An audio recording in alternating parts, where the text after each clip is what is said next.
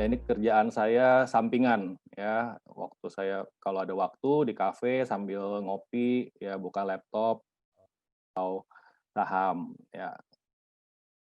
Nah untuk apakah ada yang tanya, "Oh Anda punya license nggak untuk di pasar modal?" Nah, terus terang saya di pasar modal ini, saya nggak punya license, ya, saya nggak punya license. Kenapa? Karena saya cuma trading untuk diri saya sendiri. Saya tidak license itu diperlukan kalau saya bekerja di sekuritas, ya. Tapi saya pernah mengikuti, eee, apa namanya, sertifikasi kompetensi untuk pasar modal di Indonesia, yaitu WPPE-PT, ini Wakil Perantara Perdagangan Efek Khusus Pemasaran Terbatas. Jadi saya pernah mengikuti, ya penasaran juga waktu itu ya,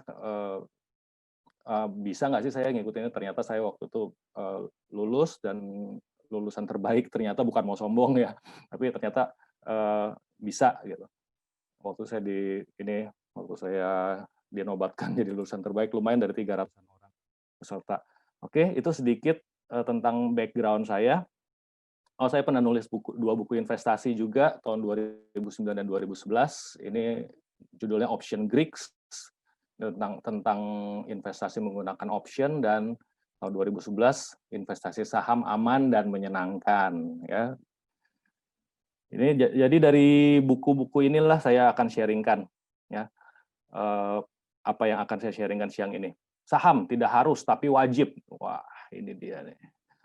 Jadi ceritanya gini, tahun 99 itu, yang nggak lama setelah saya lulus kuliah, waktu itu, yang Anda masih ingat nggak yang waktu itu masih suka baca buku, ya, senang investasi, ada buku ini waktu itu, buku namanya Cash Flow Quadrant. Waktu itu Robert Kiyosaki itu sedang ngetop-ngetopnya, ya, dengan bukunya Rich Dad Poor Dad, ya, dan yang kedua Cash Flow Quadrant. Mungkin Anda sudah sering lihat ini ya, bahwa di sini kita, eee, penghasilan kita itu salah satu bisa dari 4 kuadran ini, ya, dari 4 kuadran ini, bisa dari satu kuadran, bisa dari beberapa kuadran juga. Ya, jadi kalau di kuadran yang kiri ada E dan S, ini kita, menggunakan waktu kita untuk menghasilkan, penghasilan kita. Sedangkan yang di kuadran yang kanan, ini kita sebagai business owner dan investor, itu tidak tergantung waktu. Jadi kita menggunakan sumber daya, ya, waktu orang lain, tenaga orang lain, sebagai business owner, mungkin di sini tulisannya employees, tapi belum belum tentu employees juga, tapi bisa jadi tim. Ya, Anda punya tim, ya, di situ Anda bisa menjalankan bisnis dan bisa menghasilkan, bahkan penghasilannya bisa lebih besar daripada di kuadran yang sebelah kiri gitu. Ya, sebagai investor juga seperti itu. Jadi menggunakan dana, ya, dana yang Anda miliki atau mungkin dana orang lain untuk bisa menghasilkan penghasilan yang besar daripada yang di kuadran kiri ini. Ya, yang membedakan yang utama adalah kalau di kuadran yang sebelah kiri ini, income kita sangat bergantung dengan waktu, sedangkan yang kuadran kanan, income kita tidak tergantung dengan waktu, dan jumlahnya juga bisa jauh lebih besar, ya, seperti itu, Robert Kiyosaki bilangnya. Nah, tentunya siapa sih yang nggak tertarik gitu ya, untuk nyebrang kuadran, dari kuadran yang kiri ke kuadran yang kanan gitu. Ya saya juga pengen juga kan gitu ya. Jadi, saya baca buku ini, dan salah satunya ternyata, saham itu dianjurkan sekali untuk kita bisa untuk sebagai alat kita bisa nyebrang dari kuadran kiri ke kuadran yang kanan, ya, sebagai, investor tentunya. Nah, jadi disitulah saya mulai tertarik belajar investasi. Nah, sebelum kita lebih jauh lagi, lebih lanjut, tentang investasi, apa sih sebenarnya investasi itu ya? Ya, investasi ini apa sih sebetulnya? Saya di Wikipedia, ya, investasi itu adalah satu kegiatan menanamkan atau mengelola modal, baik langsung maupun tidak, ya, dengan harapan dalam waktu tertentu pemilik modal mendapatkan sejumlah keuntungan, ya, dari hasil penanaman modal tersebut. Jadi ada 3 komponen di sini, ya, ada perlu pengelolaan modal, kita, perlu waktu, dan juga kita mengharapkan keuntungan di situ. Yaitu yang menurut Wikipedia. Nah, saya summary-kan komponen investasi itu di sini saya summary-kan 4 ya. Jadi ada pengelolaan modal, potensi keuntungan, jadi nggak pasti untung. Nggak pasti untung, jadi ada potensi keuntungan, tapi di balik keuntungan itu ada juga potensi resiko dalam jangka waktu tertentu. Oke, jadi komponennya ada 4 ya. Di sini saya summary-kan 4. Nah, investasi di sini juga beda dengan yang namanya, mungkin Anda sering dengar yang namanya money game. Jadi yang investasi yang kita bahas dengan money game. Mungkin Anda suka ditawarin, "Oh, mau nggak ikutan saya?" gitu. Anda store 1 juta rupiah, nanti terus Anda cari 2 orang di kanan dan kiri, terus nanti 2 orang itu cari lagi, masing-masing semuanya store 1 juta lagi, setelah beberapa level, nanti uang Anda akan kembali. Ya, seperti itu. Kira-kira Anda pernah mendapatkan penawaran itu? Ya, itu saya nggak menyebutkan itu sebagai satu investasi, tapi lebih kepada money game. Kenapa? Karena tidak ada unsur pengelolaan modal. Jadi cuma uang yang berpindah dari satu account ke account yang lain aja. Ya, tidak ada pengelolaan modalnya di situ. Oke. Nah, investasi, kalau kita bicara investasi, tentunya kita akan bicara mengenai instrumen-instrumen investasi. Di sana tuh banyak, di luar sana ada banyak sekali. Tapi saya kategorikan ada 4 garis besar, ada 4, yaitu sebagai investasi bisnis, real estate, paper asset, dan commodities. Ya, bisnis, apa aja sih bisnis? Ada banyak bisnis, ada ya manufaktur, ada distributor, ada bisnis IT, telekomunikasi, food and beverage seperti yang saya jalankan, ya ada bisnis jasa, jasa macam-macam ya, ada jasa pendidikan, kesehatan, jasa asuransi, jasa investasi segala macam. Ya, ini kita bisa membangun bisnis ya, berinvestasi melalui bisnis. Ada juga yang melalui real estate. Ya, mungkin Anda punya rumah atau ruko, Anda sewakan, ya Anda mengharapkan cash flow dari hasil sewa rumah, kontrakan rumah tersebut. Atau juga bisa juga Anda tradingin gitu ya, trading real estate. Beli biasa real estate atau rumah itu properti lah ya, properti harganya katanya cenderung selalu naik ya. Itu properti itu salah satu investasi yang baik ya. Terus ada juga yang namanya paper asset. Nah, paper asset ini saya nggak tahu nih sekarang masih relevan nggak disebut paper asset, karena sekarang kebanyakan udah nggak ada ya, tapi beberapa mungkin masih ada juga. Ya, ini berupa yang paling konservatif ya, deposito ya atau tabungan di bank, ada obligasi atau surat utang negara, surat utang perusahaan, asuransi. Ya, asuransi ini saya masukkan juga sebagai investasi, lebih ke arah proteksi ya, asuransi, reksadana, ETF ya. Reksadana ini sekarang sedang marak sekali belakangan ini. Reksadana kita titipkan dana melalui fund manager untuk dikembangkan ya. ETF, saya nggak tahu apakah Anda pernah dengar ETF. ETF ini adalah salah satu bentuk seperti reksadana dan mirip kayak reksadana, tapi ini Anda boleh consider, Anda boleh coba pelajari lebih lanjut tentang ETF. Ini menarik sekali. Ya, nanti kalau ada waktu sedikit nanti saya akan bahas juga. Saham, derivatif, ya ini contoh dari paper asset. Lalu komoditi. Komoditi ini ada emas, sawit, kopi, crude oil, dan lain-lain. Ya sekarang yang lagi naik daun ini emas. Ya, orang berinvestasi berlomba-lomba beli emas. Katanya emas itu harganya nggak pernah turun. Katanya begitu. Tapi ya sebetulnya ya, harga emas ya komoditi naik turun juga. Ya. Nah, ini adalah instrumen-instrumen investasi yang umum kita dengar di sekitar kita. Nah, masing-masing dari instrumen investasi ini tentunya punya karakteristik masing-masing sendiri-sendiri ya, dari sisi modalnya, dari sisi potensi keuntungan, potensi resiko, dan jangka waktu untuk menghasilkannya beda-beda, punya profil yang berbeda-beda. Sebelum kita masuk lebih jauh lagi, coba kita coba profiling sedikit ya tentang komponen-komponen investasi supaya kita bisa membedakan masing-masing investasi tadi. Ya, dari sisi modalnya ya, ini kita samakan persepsi dulu ya. Dari sisi modal ini biar sama persepsi kita, saya kategorikan modalnya itu low atau rendah kalau modalnya itu investasinya itu 0 sampai 10 juta. Ya, medium itu 10 sampai 100 juta, high atau tinggi modalnya besar itu kalau di atas 100 juta. Ya, ini relatif, Anda boleh nanti punya pandangan sendiri supaya kita samakan persepsi aja di sini. Potensi keuntungan kita anggap rendah kalau keuntungannya itu cuma 0 sampai 10% per tahun. Ya, bukan deposito sekarang cuma 3-4% sekarang per tahun. ya di bawah 10% kita anggap low. Medium itu 10-24% per tahun.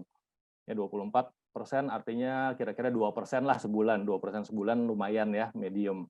Di atas itu kita anggap tinggi return-nya, keuntungannya.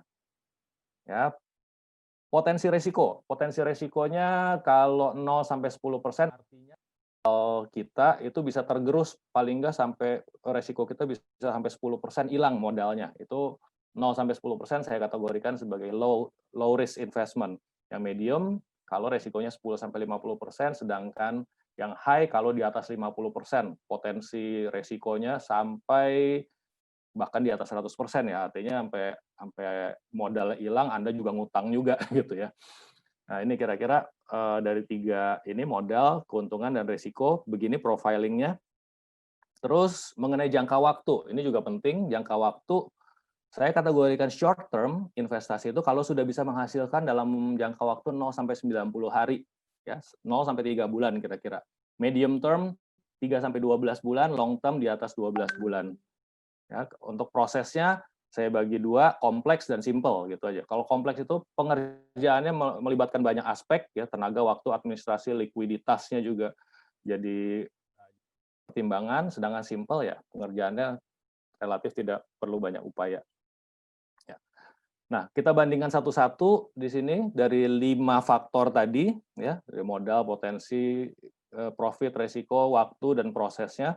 Saya bawa di bawahnya ini adalah rujukannya ya. Jadi modalnya tentunya kita pengen investasi yang modalnya yang sekecil mungkin, yang low, profitnya yang sebesar mungkin, ya, resikonya pengen yang sekecil mungkin, jangka waktunya sependek mungkin, prosesnya segampang mungkin ya, seperti itu.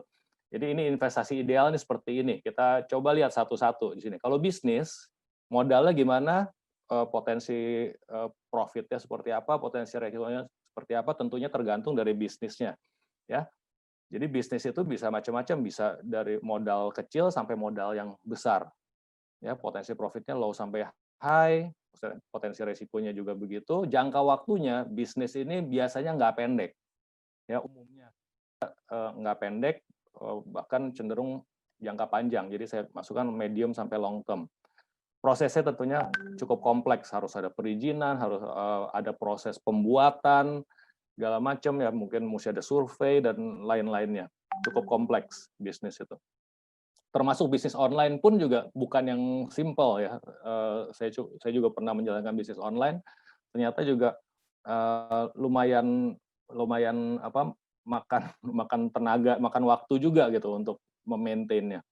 Itu dari bisnis ya, tergantung bisnisnya apa. Ini profilnya seperti ini. Properti, modalnya gimana? Properti ini menurut saya high ya. Modalnya jarang sekali properti modalnya itu ya serendah-rendahnya juga udah pasti ratus juta ya, seperti itu. Potensi profitnya besar ya, tinggi. Risikonya tergolong rendah ya, karena tadi jarang properti itu dalam long term biasanya harganya cenderung naik karena orang perlu ya properti itu. Jangka waktunya panjang sekali ya, long term. Kompleks ya, prosesnya kompleks, termasuk likuiditasnya juga agak kurang liquid. Begitu Anda pengen jual, nggak bisa langsung saat itu juga jual. Ya, Anda perlu nego dengan pembelinya, terus kalau Anda perlu dananya, misalkan lah propertinya harganya 1 M, Anda cuma perlu dana 100 juta aja, Anda nggak bisa jual properti itu, WC-nya aja, tamannya aja, kamarnya aja, nggak bisa, harus dijual semuanya, harus laku. Ya.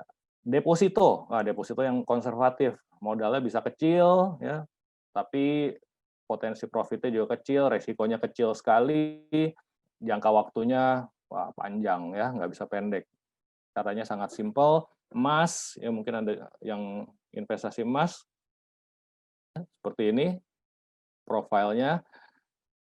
Ya, untuk emas ini juga cenderung medium sampai long term. Jarang sekali kita beli emas terus kita tradingin cepat gitu ya. Ini saya bicara emas yang buat investasi, bukan emas future contract ya. Bukan gold yang future contract, tapi yang betul-betul emasnya. Obligasi ya seperti ini ya. low to high, modalnya, profitnya low sampai medium karena ada obligasi yang bisa dapat di atas setahun itu di atas 10% ada.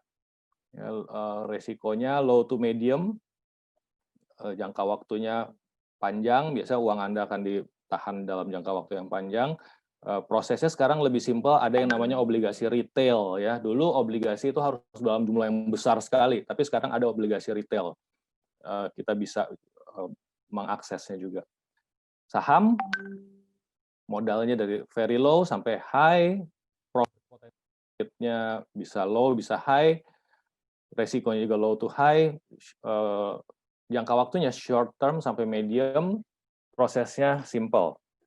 Ya, ini kira-kira profilingnya seperti ini. Nah, kalau kita perhatikan rujukannya di sini, ya, saya coba highlight. Nah, kita pengen yang modal investasi yang modalnya tuh low. Kita lihat ini, saya kasih highlight ya, apa aja yang low di sini. Emas low, obligasi low, saham bisa very low. Yang potensi profitnya high, kita highlight di sini. High, property high, emas bisa high juga, saham bisa high juga. Yang potensi resikonya low, bisnis bisa low, bisa high. Yang bisa low saya highlight. Emas very low, obligasi low, saham juga bisa low, bisa high ya. Yang jangka waktunya investasinya untuk menghasilkan short term, bisa short term 0 sampai 90 hari tadi ya. Di sini cuma saham. Yang pengerjaannya, prosesnya simple, ini deposito very simple, emas simple, obligasi simple, saham simple. Oke. Ya, kalau kita lihat dari perbandingan ini, tentunya kita pengen yang sesuai dengan rujukan ini ya, sesuai dengan rujukan yang ada di sini. Nah, yang masuk di lima-limanya ternyata ya, ternyata saham. Ya, hanya instrumen investasi saham yang bisa masuk di 5 rujukan ini. Oke, ya. Jadi ini yang menarik salah satu hal kenapa saya juga tertarik untuk mempelajari saham, kira-kira seperti ini ya profilnya. Oke. Nah, saham itu apa sih sebenarnya saham itu? Sebenarnya secara simpel aja saham itu adalah bentuk kepemilikan perusahaan. Artinya kalau kita punya saham, kita ya jadi pemilik perusahaan itu atau ikut serta memiliki perusahaan itu. Ya. Nah, saham ini ada yang go public atau terdaftar di Bursa Efek Indonesia, ada juga yang tidak go public ya, jadi private. Nah, yang akan kita bicarakan tentunya banyak yang ini ya perusahaan-perusahaan yang go public. Ya. Sedangkan perusahaan yang private mungkin Anda bisa ya kita bisa bikin sendiri perusahaan ya pakai SIUP sendiri ya tanpa harus terdaftar di BEI. Kita juga banyak sekali perusahaan yang seperti itu ya, yang kita bisa miliki sahamnya mungkin dari teman ke teman ya seperti itu. Tapi yang kita bahas adalah yang go public ya. Nah, masalahnya di BEI itu ada 600 lebih saham yang terdaftar. Nah, kalau Anda mau investasi di saham, pilihnya yang mana gitu ya. Tadi kan di awal kita udah bahas, ada juga tuh teman saya yang beli saham, saham harganya 5.000, sekarang tinggal 50 perak gitu, terus nggak balik-balik lagi, perusahaannya udah nyaris bangkrut.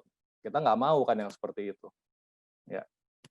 Nah, di sini ada satu pendekatan ya, kalau kita mau memilih saham ya, pendekatannya saya sebut sebagai 3P ya. Kalau di luaran kan sekarang yang marak 3M ya. Wajib mencuci tangan, memakai masker, menjaga jarak. Ya, di sini 3P ya. 3P pilih saham itu gimana sih yang caranya, karena mungkin background Anda di sini banyak juga yang bukan dari finansial sebelumnya, yang nggak ngerti tentang saham, nggak ngerti baca laporan keuangan gimana, nggak mengerti tentang makroekonomi, mikroekonomi. Ya, ini yang salah satu pendekatan yang saya juga suka gunakan adalah lihat produknya. P yang pertama lihat produknya. Eee, produknya Anda lihat aja, misalkan Anda pakai handphone, handphone Anda provider-nya apa sih? Ya kemungkinan besar kan 3, Anda pakai yang 3, salah satu dari 3 atau 4 provider besar.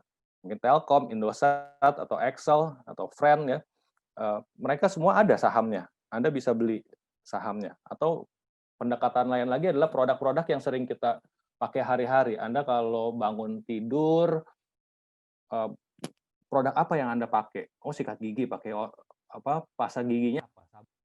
Anda mandi pakai sabun apa? Sampo-nya apa? Terus Anda sarapan, oh minumnya tehnya mereknya apa, terus menteganya apa, Anda pakai makan roti, rotinya mereknya apa. Itu semua ternyata ada, jangan-jangan itu ada sahamnya gitu. Anda bisa beli sahamnya juga di situ. Anda bisa ikut memiliki perusahaannya loh, ya. Anda bisa mulai dari situ. Atau kendaraan kita deh, kendaraan kita mereknya apa? Jangan-jangan Honda, Toyota. Oh, itu ada sahamnya, Astra, ya.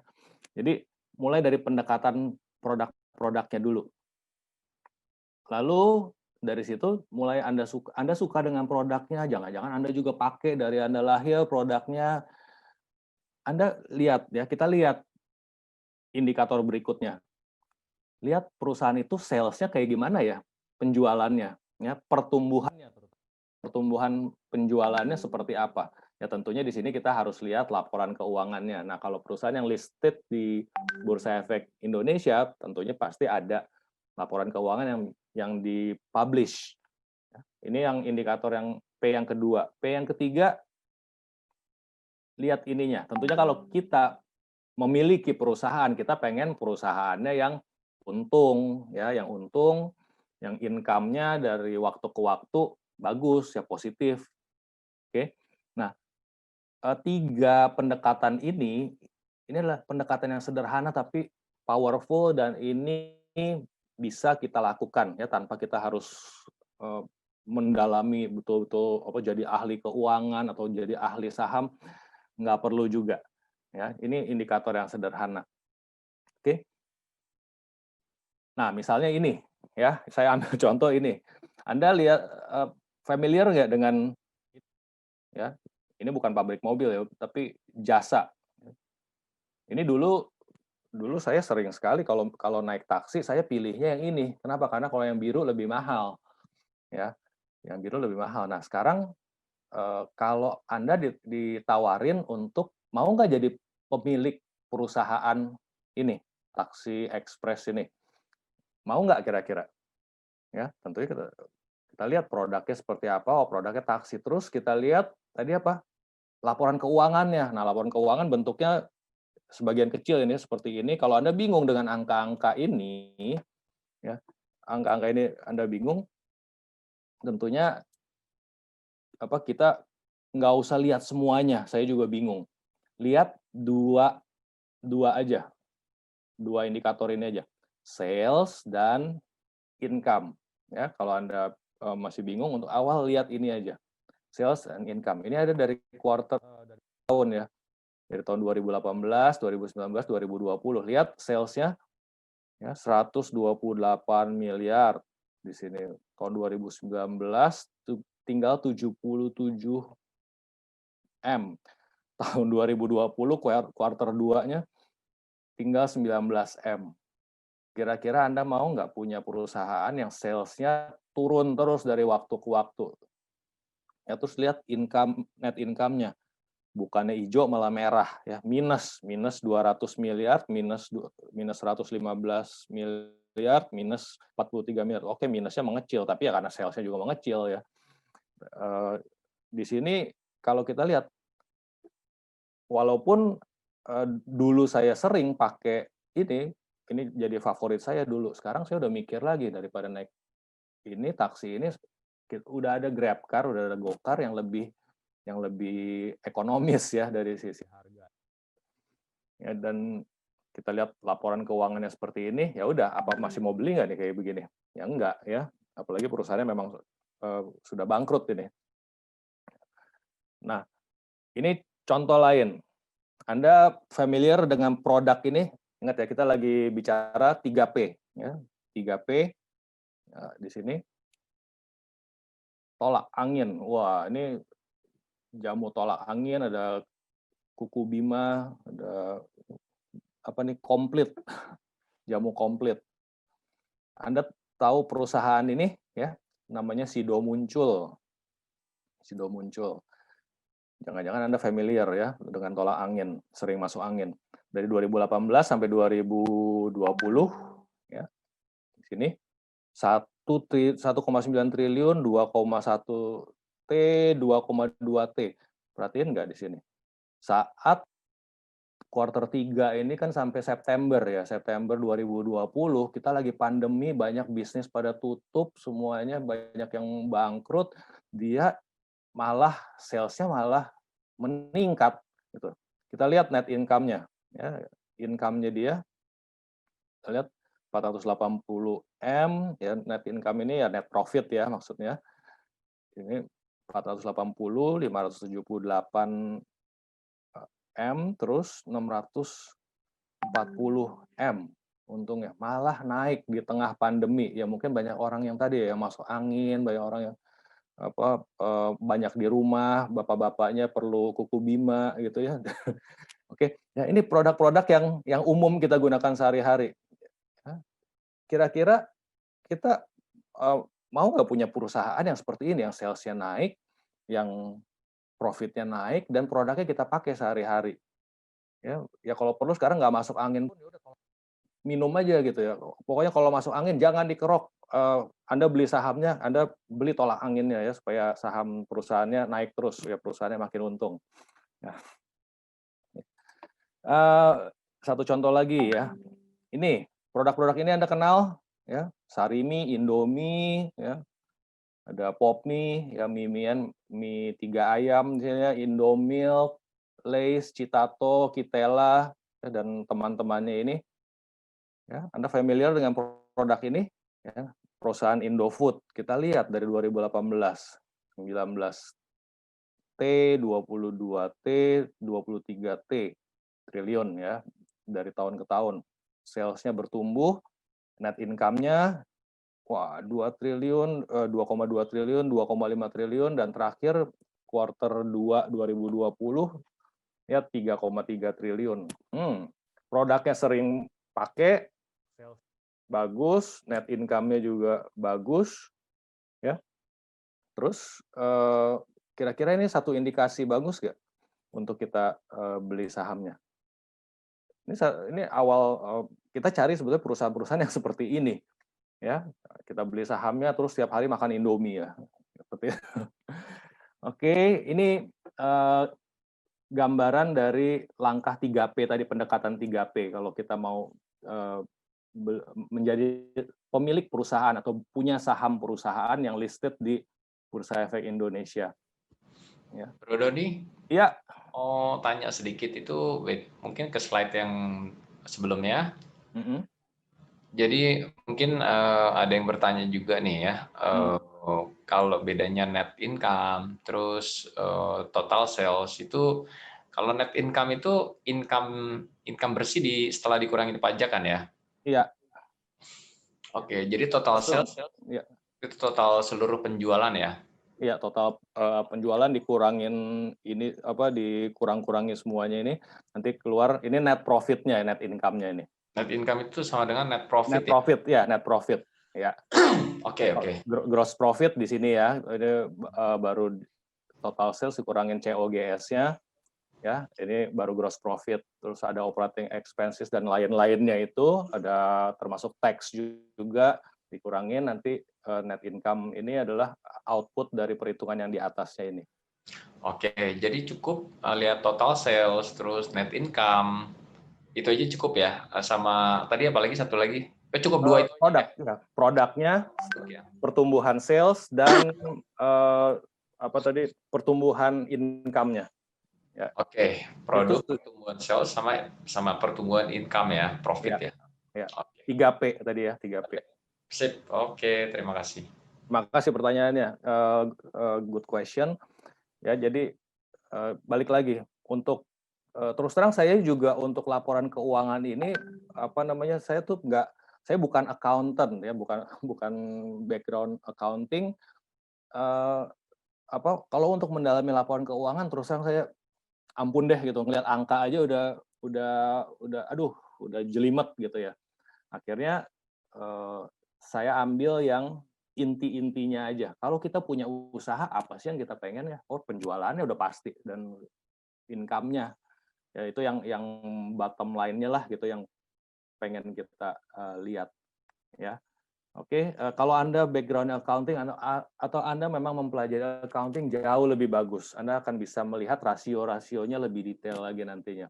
Ada debt to equity rasionya seperti apa, ROA-nya berapa, ROI-nya berapa. Tentunya kalau Anda bisa menerjemahkan itu, price to book value-nya seperti apa, itu akan jauh lebih bagus. Ya, oke. Ini kira-kira saya lanjutkan dulu ya. Mudah-mudahan menjawab pertanyaan ya, Bro Adit. Baik, Bro. Ya. Oke. Ini ada beberapa contoh ya kinerja saham ya kalau kita berinvestasi di saham atau di bisnis yang menguntungkan dan resikonya terbilang rendah ya. Anda mungkin familiar dengan perusahaan-perusahaan ini, Jasa Marga.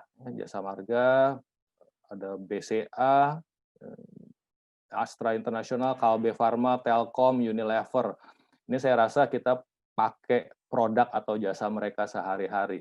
Ya, saya ada beberapa data di sini, ya kira-kira 12 tahunan. Ya, ini harga sahamnya waktu kira-kira 12 tahun yang lalu, udah saya hitung dengan stock split. Ini kinerjanya ya. 347 Jasa Marga. Ya, jadi kalau Anda punya saham Jasa Marga, makin jalan tol macet, ya dulu saya makin senang gitu ya. Artinya apa? Makin banyak orang yang masuk jalan tol itu, revenue-nya, sales-nya akan makin bagus gitu ya. BCA, kalau dulu masih suka ngantri di BCA, bagus nih kalau punya saham BCA, makin antri berarti makin banyak yang pakai BCA-nya. Astra International 288%, Kalbe Farma, wah ini perusahaan besar juga. 1.752% dalam 12 tahun. Telkom, wah ini jangan-jangan Anda punya provider Telkom ya. 146% dalam 12 tahun, nggak gitu bagus ya, cuma 146% saat ini. Unilever, 390, hampir 400%. Unilever itu kalau Anda masuk ke mana, ke Transmart atau ke Hypermart, ya, sejauh mata memandang kalau di bagian sabun-sabunan itu produknya Unilever ya. Tadi ICBP atau Indofood ya, ini kinerjanya 352%. BRI ini saya ingat banget soalnya waktu lagi IPO, lagi pertama kali listed di bursa, ini saya ikut beli juga sahamnya waktu itu. Kira-kira kalau dihitung setelah stock split itu 97 rupiah ya. Dulu saya ingat waktu belinya sekitar 900 rupiah gitu. Setelah stock split jadi saya hitung sekitar 97. Sekarang harganya terakhir sekitar 4 ribuan. 4.065% dalam waktu 19 tahun. Ya, not too bad juga ya BRI.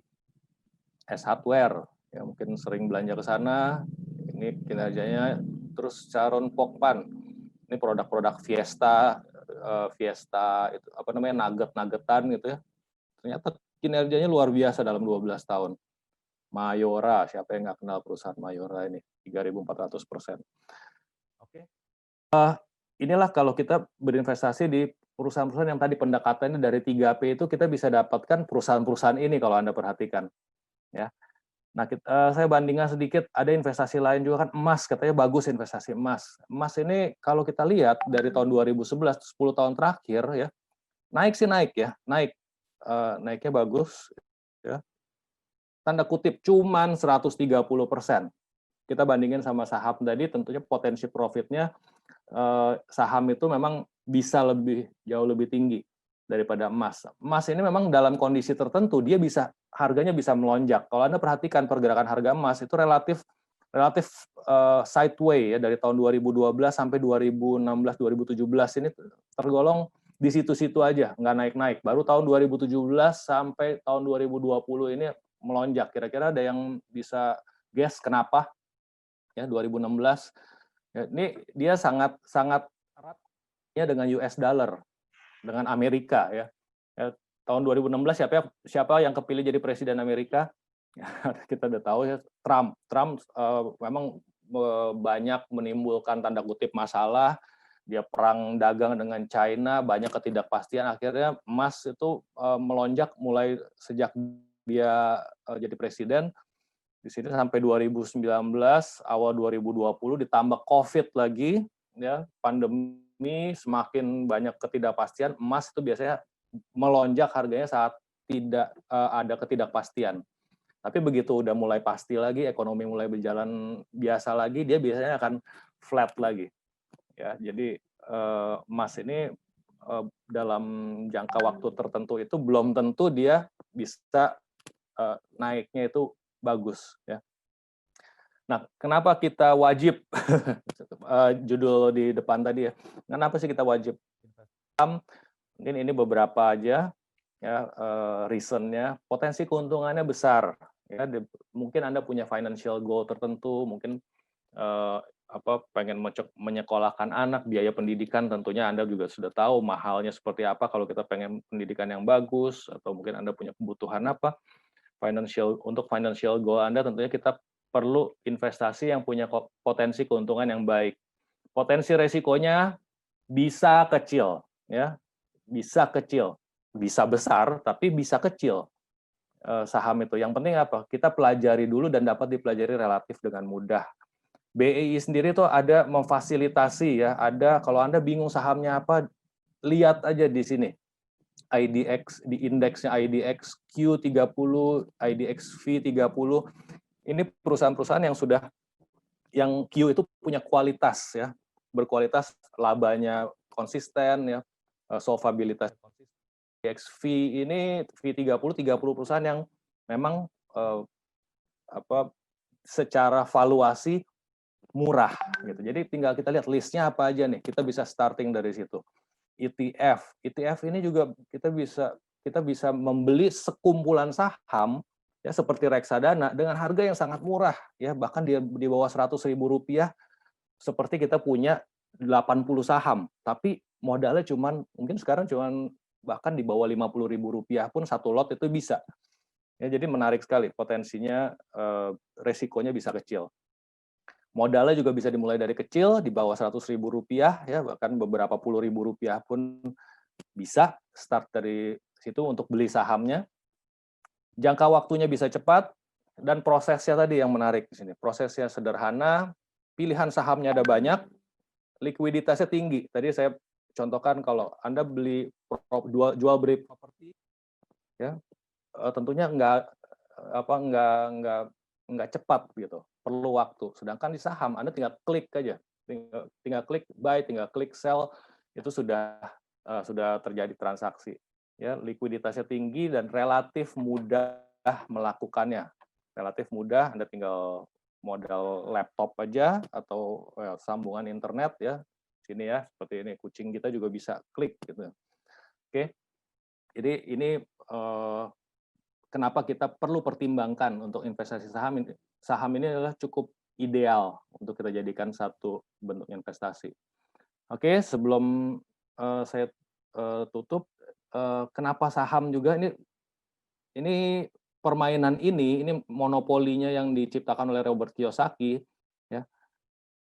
Ini kalau Anda perhatikan di sini ada dua bagian, ada yang namanya rat race ya, di mana tujuan kita adalah untuk keluar dari rat race ini masuk ke jalur financial freedom. Nah, untuk masuk ke sana, untuk masuk ke jalur time and financial freedom sebagai business owner atau investor, alat yang sangat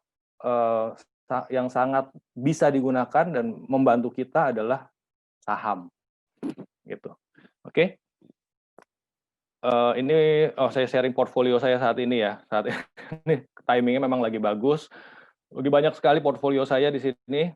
Ya, ini saham-saham yang sedang saya miliki saat ini. Ini kinerja, ini waktu saya belinya, ini harga terakhir. Ini Anda gampangnya lihat percentage-nya aja ini. Ada nggak yang minus? Ada yang minus ya. CENT ini saya minus, Metro Data saya juga minus. Yang lainnya ya lagi lumayan oke. Ya, dan mostly saham-saham ini saya pegang ada mostly di bawah 1 bulan baru saya beli. Ya kayak ini Waskita ini dalam waktu paling baru 2 mingguan lah, baru 2 mingguan ternyata dia udah naik 31%. Ya, ini kinerja portfolio saya dalam setahun dari awal tahun ya. Ini sedikit lagi saya minta waktu ya, sedikit aja. Ini portfolio saya kinerjanya seperti ini. Yang biru ini adalah kinerja dari indeks. Dan kalau Anda perhatikan hampir semua 90-95% reksadana indeks itu kinerjanya begini. Di awal tahun dia turun jeblok seperti ini dan sekarang masih di bawah. Pasti kemungkinan besar masih minus. Ya. Di sini kalau kita bisa mengelola dengan baik portfolio kita sendiri, kita bisa mengalahkan indeks. Ya, bisa mengalahkan indeks, bisa mengalahkan tanda kutip mengalahkan banyak kinerja fund manager. Oke, saya rasa itu sharing dari saya saat ini. Mudah-mudahan kalau ada yang mau ditanyakan, silakan. Saya kembalikan ke Bro Adit dulu. Ya. Oke, terima kasih Bro Doni. Ini sudah ada beberapa pertanyaan sebetulnya. Ya, tapi izinkan saya untuk share slide. Jadi teman-teman sekali lagi informasinya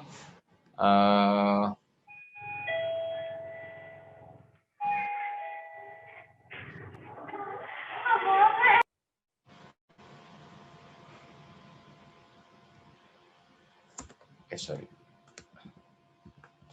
Oke, nanti jika ada yang bertanya, teman-teman silakan drop ke sini ya, ke chat room. Oke, teman-teman, ini sudah ada beberapa yang bertanya. Langsung aja ya, kita ya Bro Doni ya. Iya.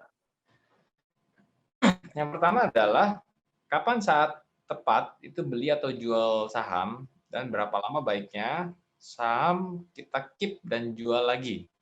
Seperti itu. Ini pertanyaan $1 miliar nih. Kapan saat yang tepat beli dan jual saham?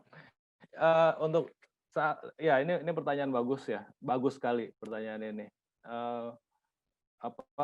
Itu kita memang harus analisa ya, ada sedikit analisa secara teknikal ya untuk beli dan jual saham itu. Kalau saya melakukan analisa secara teknikal, saya lihat pola pergerakan harganya seperti apa, lalu di saat harga-harga relatif murah dibandingkan dengan harga-harga sebelumnya, disitulah mungkin saat yang tepat ya. Ini setelah kita screening dulu ya, ini sahamnya bagus, sahamnya tadi menguntungkan, lalu kita cari timing yang tepatnya. Oke. Dan berapa lama tadi ya sebaiknya kita keep sahamnya? Balik lagi itu tergantung trading plan atau investment plan kita. Ya, tergantung masing-masing. Jadi itu yang harus kita miliki, plan ya, trading investment plan. Ya, jadi saya sendiri nggak bisa bilang berapa lama. Kadang-kadang saya suka bisa pegang sampai 1 tahun misalkan. Jarang sih saya pegang sampai 1 tahun. Biasanya kalau udah kena exit plan saya, udah saya langsung jual seperti itu. Ya. Oke. Ini pertanyaan dari saya sih sedikit. Ya. Ada nggak sih saham yang Bro Doni pernah keep itu sampai tadi nggak ada yang lebih dari 1 tahun ya? Yang tadi paling lama itu sekitar 8 bulan. Kalau tadi di Bro Adit perhatikan, itu juga cuma satu tadi, Daria Varia, DVLA. Itu produknya itu Decolgen, Degirol. Ya. Itu produk masa kecil saya kalau sakit. Jadi saya beli itu. Dan perusahaannya memang profitable. Kita lihat laporan keuangannya itu bagus. Oke, baik. Oke, pertanyaan selanjutnya, ini cara beli atau jual saham itu gimana ya? Bisakah kita beli sekarang dan didiemin sampai setahun? Asumsinya saham yang kita beli bagus, jadi kita keep sampai setahun tuh. Sangat bisa ya, sangat bisa. Kalau kita memang merasa kita yakin dengan company itu, kayak misalkan tadi ya Indomie gitu ya, Indofood ya, kita lihat sahamnya memang bagus, Anda mau pegang sampai 5 tahun, sampai 10 tahun pun nggak apa-apa gitu. Jadi nggak ada batasan. Selama perusahaan itu masih listing di Bursa Efek Indonesia, kita masih bisa pegang, masih bisa hold, ya. Seperti Oke, itu. oke, baik. Ini pertanyaan kedua. Apa sih bedanya nabung saham jangka panjang, jual beli saham non trading, terus trading saham, ETF, futures, dan mana yang lebih beresiko untuk orang awam? Oke, tadi apa? Angin ya. Apa bedanya nabung saham jangka panjang, jual beli saham non trading, lalu trading saham, terus ETF, futures, dan mana yang lebih beresiko untuk orang awam? Oke, Pertanyaan nabung saham jangka panjang ya. Jadi kalau saya sih asumsinya nih, kalau yang namanya orang suka membedakan antara investasi dan trading ya. Investasi saham dan trading saham. Kalau investasi saham itu lebih pada untuk megangnya jangka panjang ya, untuk growth-nya ya. Dan biasanya kalau investasi itu orang juga mengharapkan dividen atau pembagian keuntungan yang biasanya setahun itu bisa sekali atau 2 kali perusahaan itu berikan. Ya, kalau yang non trading biasanya tadi dia cari perusahaan yang memang kualitasnya bagus, yang value-nya bagus, dan mungkin dia saham-saham yang punya dividen tinggi. Dia memang buat dipegang aja udah, seperti itu. Ya, jadi ada saham-saham, bahkan ada indeksnya juga, indeks saham-saham 20 saham yang memberikan dividen paling tinggi di Bursa Efek Indonesia. Itu ada indeksnya, kita bisa tinggal pilih. Ya, jadi balik lagi ke tujuan dari investasi kita nih apa gitu. Ya, kalau saya sendiri memang lebih pada lebih ke arah seperti trading. Jadi kalau memang udah waktunya saham ini menurut saya nggak bagus, ya udah saya jual aja. Tapi ada waktunya di mana saya memang pegang, katakanlah cukup lama, terus saya dapat dividen juga di situ. Itu juga, tapi tetap saya punya yang namanya exit, selalu punya exit plan. Exit plan. Iya, di satu saham. Jadi saya nggak pernah, kalau kata Warren Buffett kan, bukan Warren Buffett, ada yang bilang di pasar modal itu, do not fall in love in one stock, katanya. Jangan jatuh cinta dengan satu saham, gitu. Karena memang ya satu saham itu bisa jadi saat ini bagus, tapi bisa jadi saat nanti mungkin setahun 2 tahun lagi mungkin bisa ada perubahan, seperti itu. Ya tentunya kita pengen ya perusahaannya selama bisa ngasih kita keuntungan ya sesuai dengan tujuan investasi kita, ya nggak apa-apa kita pegang terus gitu. Oke. Itu kalau yang non trading ya. Ya, non trading. Terus jual beli saham, trading saham. Trading. Nah, kalau trading saham itu kita lebih pada cari keuntungan dari selisih jual beli ya. Dan saya rasa sebagian besar orang lebih pada trading, jatuhnya di trading tadi, ya. Seperti saya tidak membatasi jangka waktu saya untuk pegang, kadang pendek, kadang bisa panjang sekali. Tapi saya sendiri belum masih mengharapkan dari selisih jual beli itu profitnya, belum dari dividen, karena dividen itu relatif kecil sekali ya setahun itu. Betul. Paling setahun 4% berapa, itu yang udah gede, udah cukup besar gitu. Kecuali kalau Anda punya dananya yang besar sekali, ya dananya mungkin 10M, 20M, terus kita mengharapkan dividen, itu lebih make sense gitu. Oke. Itu 2 bulan, 3 bulan bisa jadi bandar dong. 2 bulan, 3 bulan ya. Ya. Nah ini ETF itu gimana sih? Mungkin boleh kasih penjelasan, Bro? Oke. ETF ya. ETF inilah satu instrumen investasi seperti reksadana. Jadi ETF itu adalah sekumpulan. Jadi kalau kita beli ETF, sama aja kayak kita beli ada beberapa saham. Misalnya ada ETF-nya LQ45. LQ45 artinya 45 saham yang paling liquid yang diperdagangkan di Bursa Efek Indonesia. Nah, kalau harga ETF LQ45 itu sekitar saya rasa 800-an rupiah sekarang ya per lembar, artinya satu lot itu kira-kira kali 100, 80.000 rupiah. Jadi kalau kita beli satu lot itu, satu lot ETF-nya LQ45 itu sama aja kayak kita beli 45 saham yang paling liquid di BEI tadi. Gitu. Exposure-nya sama. Oh, Ya. gitu Kira-kira ya? seperti itu, ya. Sama kayak reksadana, basically sama, cuman prosesnya kalau reksadana itu kita kan datang ke agen penjual reksadananya. Ya, kita lihat prospektus reksadananya seperti apa. Kita lihat seperti itu. Nah, kalau ETF ini itu diperjualbelikannya sama seperti saham. Mirip seperti saham. Jadi kita nggak usah ke perusahaan agen penjual reksadananya dulu, enggak. Jadi begitu kita buka broker account di perusahaan sekuritas, kita bisa jual beli saham, kita langsung bisa jual beli ETF juga. Sama kayak jual beli saham. Itu ETF ini menarik sekali, walaupun di Indonesia sekarang ini belum terlalu liquid ya. Belum terlalu liquid, tapi ini coba consider ya Bapak Ibu untuk kalau masih bingung dengan saham, Anda bisa start dengan ETF.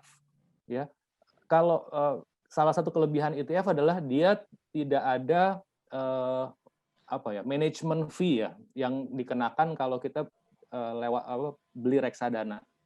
Ya, reksadana kadang-kadang ada management fee, ada annual fee-nya ada gitu ya. Tapi kalau di ETF itu kita kena fee-nya itu cuman ya fee transaksi aja.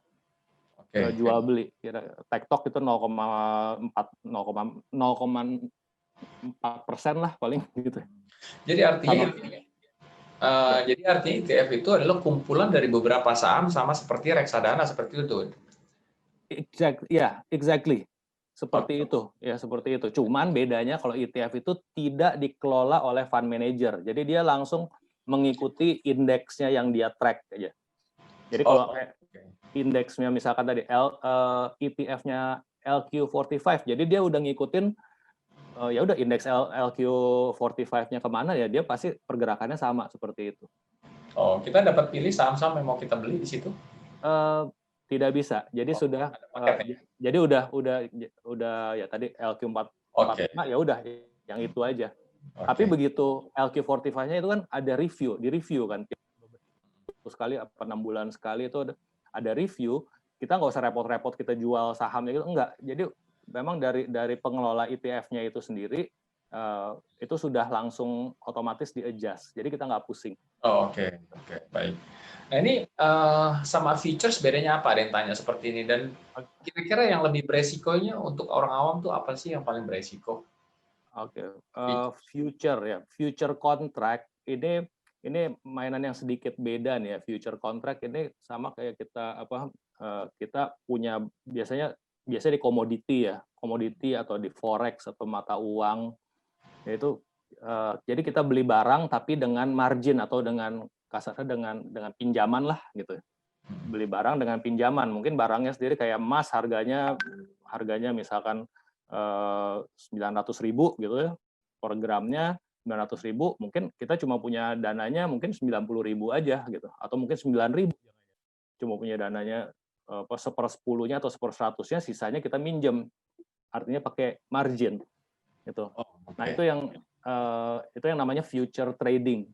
Nah itu bahayanya adalah begitu harga bergerak itu dana kita kalau money management kita nggak proper, itulah yang bisa bikin dana kita itu jadi nol gitu, loss semuanya. Jadi itu memang perlu penanganan khusus, perlu pemahaman khusus, perlu penanganan khusus, dan biasanya kalau kita future contract trading itu agak harus cepat biasanya. Ya hitungannya kita nggak bisa tinggal, ya kita nggak bisa ditinggal nggak usah seminggu ya, 1 hari aja seringkali kita udah harus tutup posisi. Begitu kita posisinya nginep aja kita udah dikenakan bunganya lumayan tinggi juga. Kan hitungan detik aja udah berubahnya cepat ya. Yes, perubahannya itu sangat cepat. Jadi Ya itu saya nggak masukkan sebagai kategori apa investasi. Ya dia paper asset sih, derivatif namanya. Tapi ya saya sendiri tidak mengconsider itu sebagai apa ya, ya apalagi untuk awal gitu ya. Itu lebih untuk yang sudah lebih advance lah. Ya. Oke, berarti di sini yang paling beresiko untuk orang awam apa nih, Bro? Yang paling beresiko adalah kalau Anda investasi tapi Anda tidak mengerti secara mendalam investasi yang Anda tempatkan, itu resiko. Ya, jadi, Ya, betul. Cakep. Oke, jadi kita perlu mengerti dan memahami dulu baru kita dapat berinvestasi ya. Gitu ya. sebaiknya begitu ya. Sebaiknya Oke. begitu. Ya, ini ada pertanyaan berikutnya. Bagaimana kita tahu ukuran beli saham yang sedang murah atau sahamnya sudah terlalu mahal? Etis, Bro. Oke. Ya kalau kita pengen tahu saham itu murah atau mahal, tentunya kita harus melihat indikator ya, ada fundamental, bisa juga kita lihat technical. Ya untuk indikator fundamental kita bisa lihat misalkan price to earning ratio-nya ya. Biasanya berapa? PER-nya pengen yang serendah mungkin ya, PBV-nya price to book value-nya juga yang masih rendah gitu ya. Jadi kita lihat di situ. Nah, mungkin untuk orang yang susah untuk memahami angka-angka, bisa lakukan yang namanya analisa teknikal ya, atau charting analysis. Jadi di situ kita bandingkan pergerakan harga sahamnya saat ini dibandingkan dengan di masa yang lalu, apakah dia nih relatif murah atau mahal, gitu ya. Jadi tinggi atau rendah harganya. Jadi biasanya kalau yang analysis ini biasanya dia lihat pas di garis-garis apa istilahnya support ya, support tuh kayak di lantainya itu, kalau kita tarik garis, dia ada di bagian lantai-lantainya ini lagi rendah-rendahnya, ini mungkin timing yang bagus untuk beli gitu, dibandingkan dengan dia kalau sudah melonjak tinggi sekali gitu. Ada indikator-indikator lain juga ya, seperti Bollinger Band ya, parabolic SAR ya. Ada indikator itu ada banyak sekali. Saya juga nggak pakai banyak sebetulnya, tapi kita perlu analisa lebih dalam lagi ya. Tapi kenapa? Seperti perlu kelas khusus nih, Bro Doni. Ya, memang sebaiknya sih kita pelajari lebih lanjut lagi. Cuman jangan khawatir juga gitu. Jangan khawatir karena ada juga pendekatan yang sangat sederhana sebetulnya kalau kita bingung gitu. Begitu beli kapan jualnya. Itu ada pendekatan yang saya juga anjurkan nih, yang namanya trailing stop loss lah katakanlah. Itu ya Anda coba cari tahu namanya trailing stop loss. Itu Anda tinggal begitu Anda beli, Anda ke broker Anda pasang trailing stop loss misalkan 5% atau 10%, terus Anda tinggal, udah. Itu Anda nggak usah pusing dengan kapan mesti jualnya gitu. Kalau Anda bingung ya, seperti itu. Oke. Ya, yang berikutnya ini kalau saham minimal beli berapa ya dan maksimal disimpan berapa lama? Minimal beli saham itu tergantung harga sahamnya. Ya, mungkin ada paling murah pertanyaannya berapa duit nih modal di sini mungkin ya seperti itu. Oke. Kalau untuk buka account di sekuritas itu yang umumnya itu 10 juta rupiah yang saya tahu, tapi belakangan ini di bawah itu pun bisa 5 juta, bahkan katanya ada yang 1 juta, 2 juta pun bisa gitu ya, untuk buka account, untuk bisa langsung trading. Nah, tapi untuk beli sahamnya sendiri, tergantung harga sahamnya aja. Harga saham itu paling murah 50 rupiah, sampai ada yang puluhan ribu rupiah itu 50 ribuan itu ada ya. Jadi various ya. Kalau misalkan ya 50 perak ya, saya sih nggak saranin ya beli saham gocapan gitu ya. Kalau 50 rupiah kali 100 lembar ya modalnya cuma 5.000 gitu ya. Satu lotnya 5.000 rupiah minimumnya sih gitu. Tapi ya ada perusahaan-perusahaan yang memang bagus ya, kayak misalkan tadi yang saya pegang tuh Sido Muncul, itu harganya masih 800 rupiah, artinya modalnya cuma 80.000 rupiah per lot, kita udah bisa mulai dengan itu. Ya. Satu lot saat ini 100 lembar betul ya, Bro? Kalau dulu kan 500 lembar ya, dulu. Dulu 500 lembar. Oh ya, satu lagi, ETF, itu ada ETF baru ya, ETF baru, itu kalau nggak salah exposure-nya ke 80 saham yang paling baik lah di BEI itu. Ada ETF harganya cuma 100 berapa, nggak nyampe 150 perak per lembar. Jadi kalau satu lot itu ya paling cuma 10.000 sekian, berapa belas ribu aja gitu. Jadi itu nge-track indeks jadinya. Jadi sama kayak kita punya 80 perusahaan. Oh, dan berita bagusnya adalah untuk ETF ini ya biasanya jarang sekali fund manager yang bisa beat ETF ya, yang bisa beat ETF untuk yang sekelasnya ya, yang sejenis ya. Jarang sekali fund manager yang bisa beat kinerjanya indeks. Ya kalau kita perhatikan itu paling sama. Cuma sedikit fund manager atau reksadana saham terutama ya, yang bisa kinerjanya itu di atasnya indeks atau di atasnya ETF itu sangat sedikit. Jadi artinya apa? Kalau kita beli ETF aja, itu kita sudah menyamai 90% dari reksadana gitu. Sebenarnya seperti itu kira-kira. Dan murah tadi. Murah ya, oke. Ya. Oke, baik. Kita lanjut ke pertanyaan selanjutnya. Untuk investing itu apakah beli secara rutin baik harga naik atau turun, ataukah nunggu saat harga turun aja? Nunggu saat harga turun masalah. Untuk investing apa? Masalahnya kita nggak tahu kapan harga akan naik, akan turun.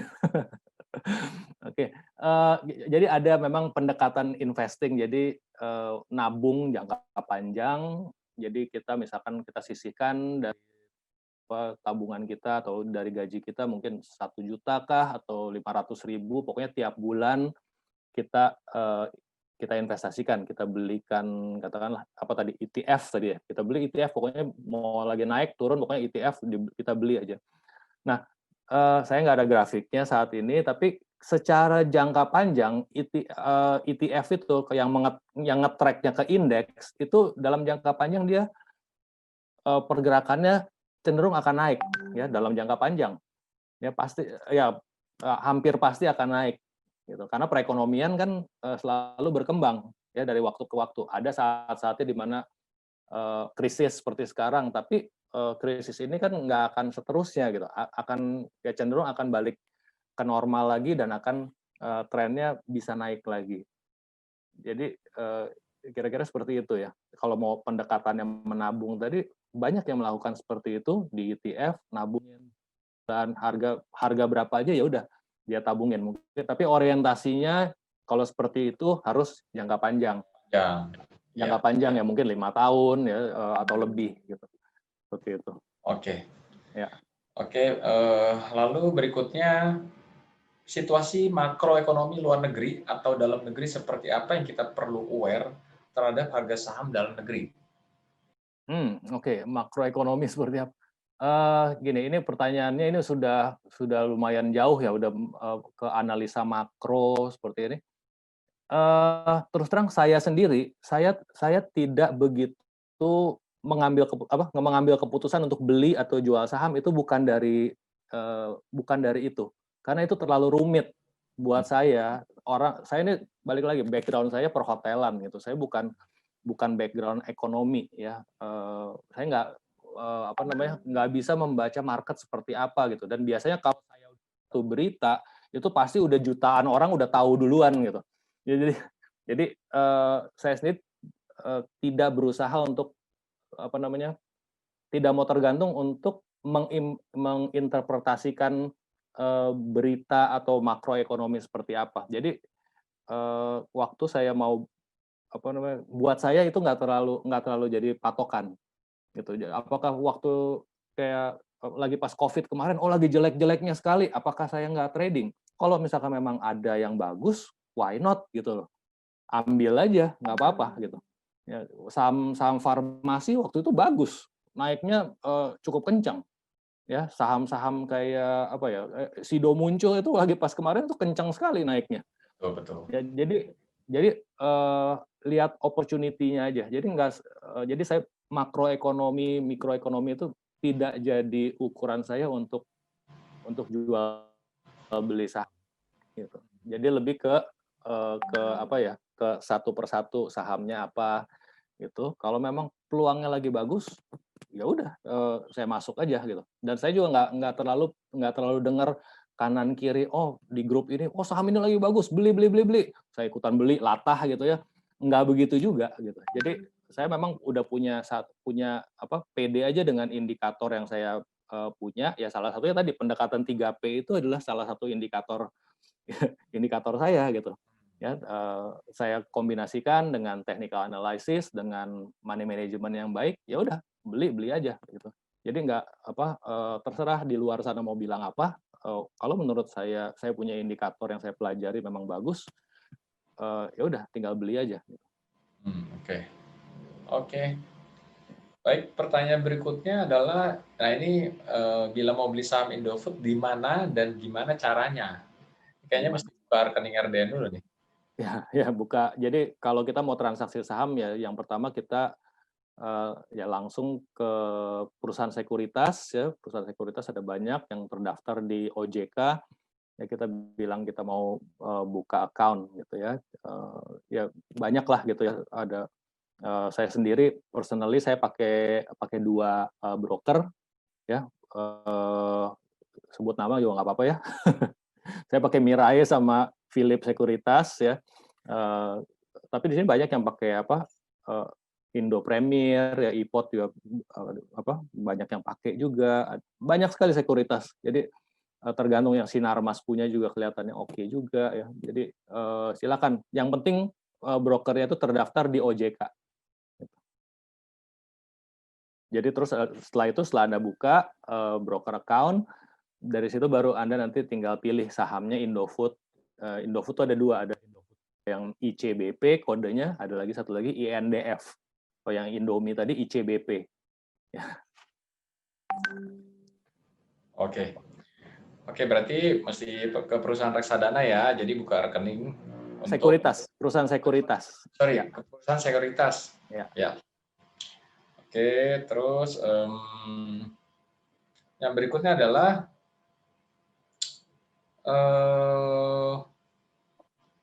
saya sebenarnya mau invest long term, tapi portfolio total sudah 20% profit, jadi tempting mau jual. Sebaiknya gimana ya? Saya keep bank plat merah.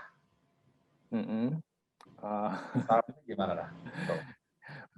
Gini, ini ada satu hal ya yang memang kita perlu, ini apa saya tekankan, ini perlu. Saat kita beli saham atau saat kita mau berinvestasi di saham itu, memang cara pemilihan saham itu penting.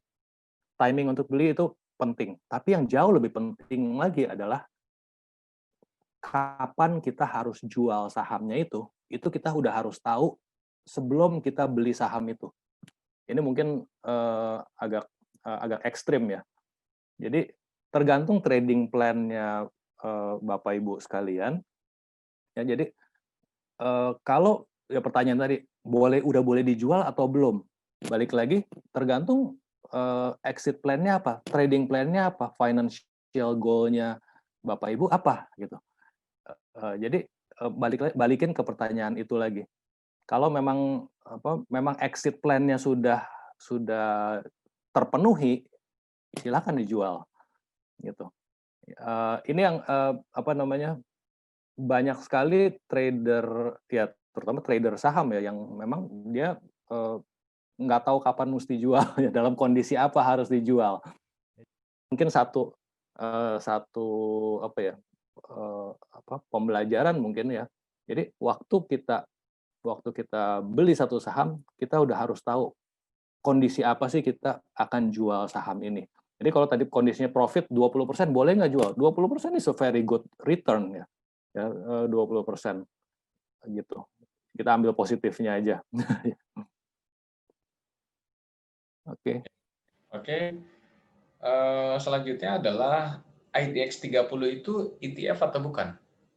IDX 30 itu indeks, tapi saya nggak yakin udah ada ETF-nya ya. Jadi itu indeks, jadi di create sama otoritas ya bursa efek, dia pilihin, enak nih, udah dipilihin. Ini perusahaan-perusahaan yang masuk dalam quality tadi, profitnya, solvabilitasnya itu udah terukur, bagus dari waktu ke waktu, makanya dia bisa masuk indeks itu, yang quality tadi ya.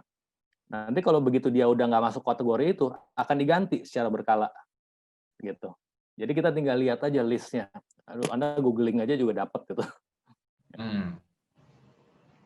Oke. Ya.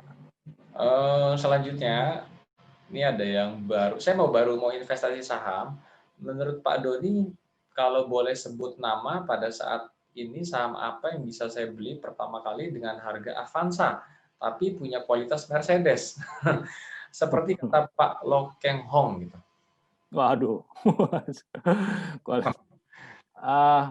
Tadi mungkin tadi portfolio saham saya tadi sempat lihat gak ya? Saham apa? Itu saham-saham yang lagi saya pegang tuh. Artinya kalau saya sedang pegang, artinya saya yakin perusahaan-perusahaan itu lagi cukup masih berpotensi buat naik ya. Tadi saya ada ini yang nggak apa-apa ya sebut ya. Tapi ini bukan rekomendasi ya. Ini bukan rekomendasi ini. Kasih tahu nggak ya gitu. Ya saya yang menurut saya nih cukup baik saat ini Metrodata ya, terus MTDL ya. MTDL, apa tuh Tower TOWR itu yang BTS ya, itu sekarang kan lagi diperlukan sekali. Terus ini yang saya dapat kandidat ini dari Bro Aditya juga nih, Clio.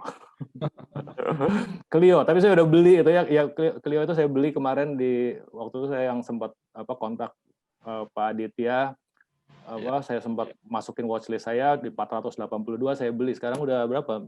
Waktu udah sempat 500 kalau nggak salah ya. Itu masih belum 2 minggu itu. Saya malah jual lagi. Thank you ya bro ya. Thank you, sama-sama bro. Tuh lihat tuh, jadi nggak perlu saya sendiri juga belajar loh dari teman-teman semua ya di sini. Jadi saya ini di sini saya bukannya di market itu istilah saya nggak merasa nggak ada lah yang hebat di market, kita ini cuma ikan kecil di samudra luas gitu. Yang penting kita cuma perlu pendekatan yang tepat untuk trading atau investasi saham supaya ya dengan money management yang tepat juga supaya ya dana kita bisa bertumbuh dengan wajar gitu aja. Ya. Oke. Nah itu tadi teman-teman udah lihat ya, udah dengar maksudnya ya, apa aja saham-saham. Bukan rekomendasi, tapi ini adalah saham-saham yang sudah dikolek ya oleh. Nah, saya punya. Jadi kalau Anda mau beli juga ya silakan ya. Kalau kita untung bareng-bareng, rugi bareng-bareng ya. Ada temennya nih ya. Nah, tapi ingat ya sebelum Anda beli, Anda mesti tahu kondisi apa yang membuat saham itu mesti dijual. Itu penting. Oke. Nah terus ada pertanyaan lagi, ETF LQ45 dan IDX 30 mana yang lebih bagus pada saat ini? ETF-nya tadi LQ45 sama IDX 30. Ya, saya balik lagi nih, yang IDX 30 itu tuh saya not sure ETF-nya ada apa enggak ya, tapi kalau yang LQ45 itu ada. Ya, kalaupun ada yang IDX 30 sama LQ45, perbandingannya gini, kalau LQ45 itu kan basicnya adalah perusahaan-perusahaan yang liquid, yang likuiditasnya tinggi. Gitu. Ya 45 saham yang bisa dibilang paling liquid yang diperdagangkan di BEI. Nah, masalahnya adalah liquid ini belum tentu dia profitable perusahaannya. Ya, jadi bisa jadi perusahaan yang nggak profitable tapi dia liquid masuk di LQ45. Gitu. Nah, sedangkan kalau yang IDX 30 tadi kalau memang ada ETF-nya, nah, saya harus cek dulu ya. Setahu saya waktu itu saya belum nemu gitu. Ya kalau memang ada ya kalau saya personalnya lebih pilih yang berkualitas ya yang IDX 30Q tadi aja. Jangan IDX 30 aja ya. IDX 30Q. Nah, IDX 30Q. Soalnya ada IDX 30, ada IDX 30Q, ada IDX 30V ya. Jadi beda. Oke, ini Q ya. Ya. Oke. Nah, selanjutnya, bisakah unit link disamakan dengan saham jangka panjang? Waduh, Wah, silakan unit Bro. link disamakan dengan saham jangka panjang. Ini mungkin ini teman-teman dari Efek ini yang ini ya unit link. Saya nggak begitu mengikuti apa. Saya bukan ahlinya unit link ya, tapi ya, yang sepemahaman saya unit link itu adalah kombinasi antara proteksi dan investasi gitu. Asuransi di mana ada komposisi yang ditempatkan juga di reksadana ya. Kalau nggak salah seperti itu. Dan reksadananya ini ya sudah ditentukan apakah reksadana pendapatan tetap atau reksadana saham ya.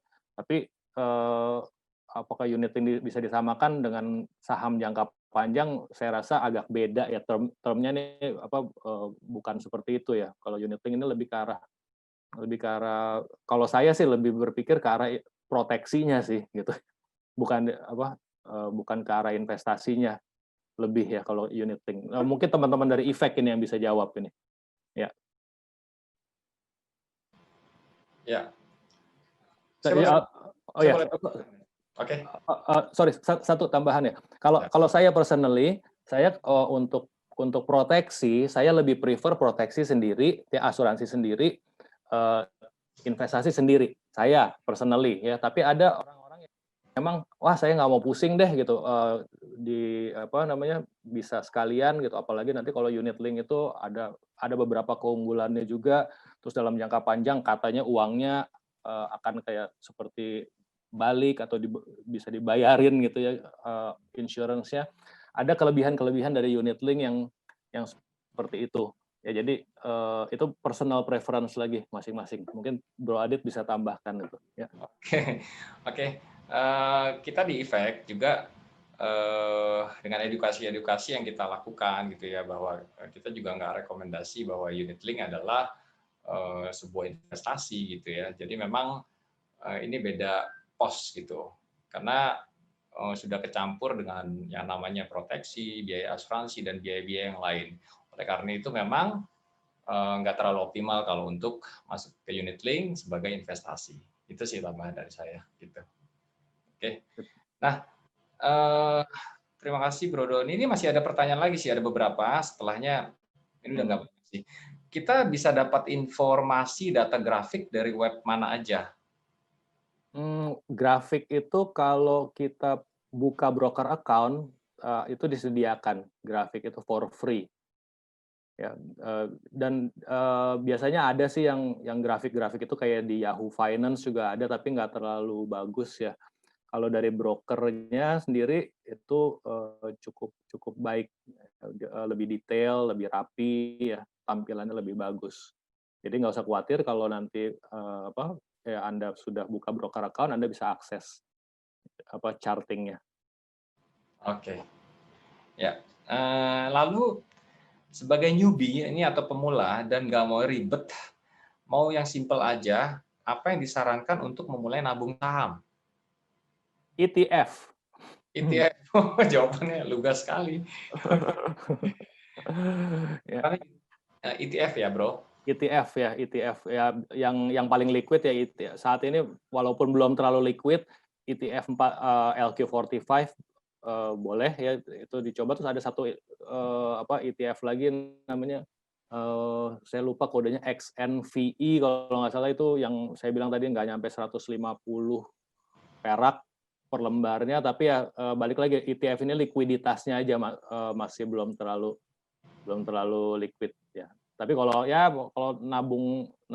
buat nabung gitu oke gitu untuk jangka panjang. Oke, lalu berikutnya, apakah ETF oke untuk pemula? Tadi sudah dijawab, apa ETF apa saja? Ini maksudnya ETF ya, bukan ITF ya. ITF nggak ada kan ya, Bro? ETF bukan ETF mungkin. ETF ETF itu Exchange Traded Fund. Exchange Traded Fund. Ya. ETF ya tulisnya. ETF nih yang dimaksud, karena salah pengejaan aja, salah tulisan. Oke, berarti apa tadi udah terjawab? Ditransaksikannya sama persis seperti saham. Ya. Oke. Nah ini kalau beli ETF di mana, Bro? Harus datang ke BI atau kemana atau lewat online bisa? beli ETF sama seperti saham. Jadi setelah kita buka broker account, ya itu kita bisa langsung sama misalkan kita beli saham tadi Indofood ya, ICBP gitu. Terus berikutnya kita mau beli ETF-nya, masukin aja kodenya. Yang kayak LQ45 tadi RLQ45. Ya masukin aja, beli 1 lot misalkan. Tinggal klik aja. Jadi kalau kita buka broker account itu udah bisa langsung transaksi ETF juga. Oke, baik. Semoga terjawab semua. Ini sebenarnya pertanyaan terakhir sih, walaupun mungkin masih banyak juga yang ingin bertanya karena waktu ya, kita sudah di penghujung acara. Namun teman-teman jangan kemana-mana dulu, masih ada beberapa informasi yang akan saya sampaikan ya. Saya mohon izin untuk share slide. Oke, jika masih ada pertanyaan seputar webinar kita gitu ya. Jadi teman-teman bisa bertanya di finedu.id@gmail.com itu dengan format nama, hal yang ingin ditanyakan, lalu tahu acara ini dari mana ya. Silakan monggo teman-teman. Oke. Nah, ini acara dari Bro Doni sendiri ya. Ini ada live Zoom webinar. Investasi saham aman dan menyenangkan ya. Ini panduan bagi investor, calon investor atau awam bagaimana memulai investasi saham dengan aman dan menyenangkan ya. Jadi silakan registrasi ke link tersebut ya, bit.ly-nya ada di sini. Ini acaranya Sabtu 5 Desember 2020 ya. Jam 19 ya, betul ya Bro ya? Ya, betul. Oke. Nah, ini juga connect di Profit Guide ya. Ada channel YouTube-nya sendiri. Oke, nah ini key highlights-nya adalah saham sebagai investasi ideal, orang awam juga dapat untung dari saham, cara mengatasi perasaan takut rugi, mengenal investasi instrumen anti bangkrut, dan 5 langkah mudah low risk high reward tanpa memantau setiap hari. Wah, ini seru juga nih ya. Silakan teman-teman bagi yang mau ikut ya. Oke, teman-teman bagi yang sudah jadi peserta pada hari ini ya, pada siang hari ini, boleh isi form feedback ya. Ini ada linknya untuk memudahkan kami untuk evaluasi, untuk mengoptimalkan ya, dan mohon berikan input dan saran pada link tersebut ya. Lalu silakan join di grup WhatsApp kami itu di Sahabat Finedu ya teman-teman. Ini di grup ini akan diberikan informasi-informasi acara selanjutnya, termasuk di sini diperbolehkan untuk promo day bagi member WA Group ya setiap hari Rabu, promosi produk tertentu sesuai persyaratan admin dari WA Group ya teman-teman. Dan di sini juga ada financial discuss day bagi teman-teman member WAG setiap hari Kamis jam 19. Nah, ini makin seru deh pokoknya ya. Nah, juga jangan lupa join di Instagram kami Sahabat Finedu ya teman-teman, untuk mendapatkan informasi-informasi dan diskusi terkait webinar kita. Dapat follow juga Instagram kita, jadi ada beberapa informasi terkait keuangan, acara-acara kami yang akan kami selenggarakan. Ya.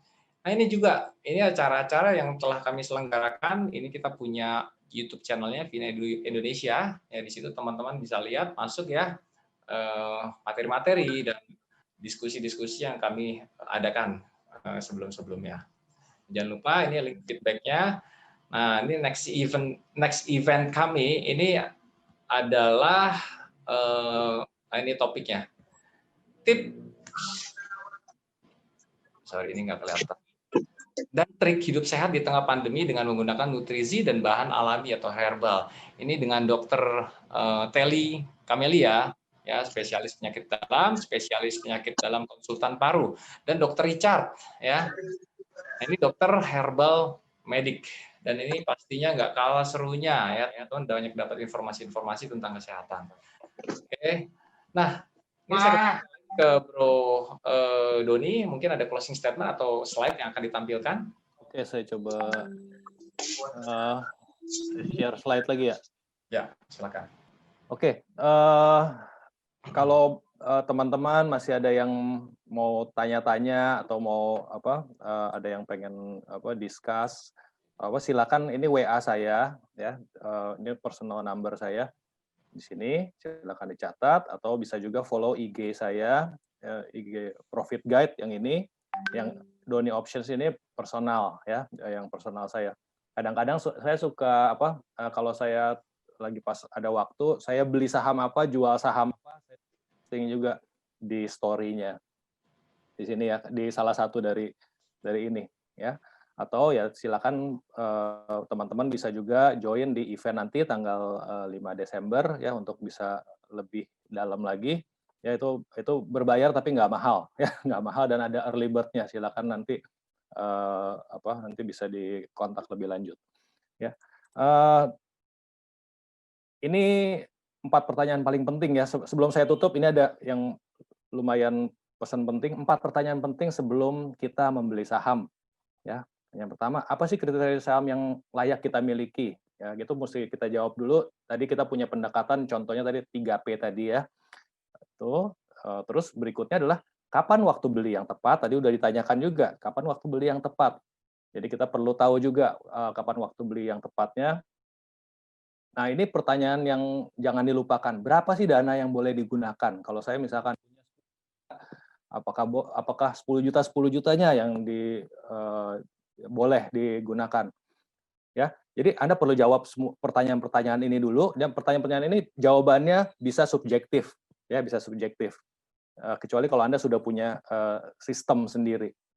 Ya. Terus ini pertanyaan yang paling penting, ya, kapan waktu jual? Ya, jadi sebelum kita beli sahamnya, Anda sudah harus tahu kapan saham itu akan Anda jual. Oke, 4 pertanyaan yang penting yang sebaiknya Anda sudah bisa jawab pertanyaan ini sebelum Anda beli sebuah saham. Oke, ini event tanggal 5 Desember nanti ya, kita akan bahas lebih banyak lagi, lebih menjawab pada 4 pertanyaan ini nanti ya, lebih dalam lagi di sana. Oke, terakhir dari saya, investasi terbaik. Apa sih investasi yang terbaik? Apakah saham investasi yang terbaik? Apakah properti investasi terbaik? Ternyata saham itu bukan investasi yang terbaik. Investasi terbaik adalah ini ya. Investment in knowledge always pays the best interest, dari Benjamin Franklin. Jadi sebelum kita melakukan investasi apapun juga, itu bisa baik tapi bisa juga buruk. Ya tergantung seberapa dalam pengetahuan kita, seberapa dalam pemahaman kita terhadap investasi tersebut. Saham buat saya baik ya, karena mungkin saya sudah ada beberapa yang sudah saya pelajari lebih dahulu. Tapi mungkin buat Anda mungkin properti itu jauh lebih baik ya, pilihlah sesuai dengan yang knowledge yang memang Anda miliki. Oke, sekian dari saya. Terima kasih sudah mendengarkan saya. Ya, saya honored banget siang ini. Teman-teman dari Efek semuanya, terima kasih. Thank you buat kesempatannya ya. Thank you. Terima kasih Bro Doni, luar biasa ya. Ini sangat bermanfaat ya. Semoga kedepannya teman-teman dapat belajar lebih lanjut lagi. Bagi yang tertarik, monggo silakan. Terima kasih Bro Doni. Dan ini kita sudah di penghujung acara. Oh iya, kalau teman-teman mau diskusi soal keuangan personal ya, silakan dapat masuk ke vinedu.id@gmail.com ya. Gak lupa lagi bahwa Efek adalah komunitas praktisi edukasi keuangan yang bertujuan mewujudkan masyarakat Indonesia terampil, finansial yang tahu, mampu dan mampu mengelola keuangan secara bijak sehingga tercapai kesejahteraan secara ekonomi. Oke, berikut di sini ada Instagram, channel YouTube kita, dan website kita.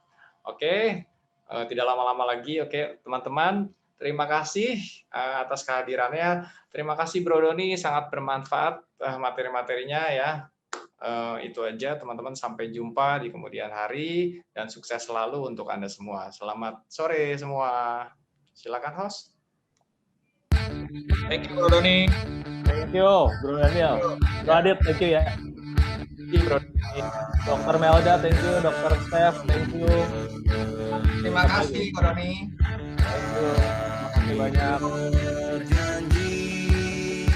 Terima kasih Bro Doni. Ibu Olivia, terima kasih. Ibu Herawati.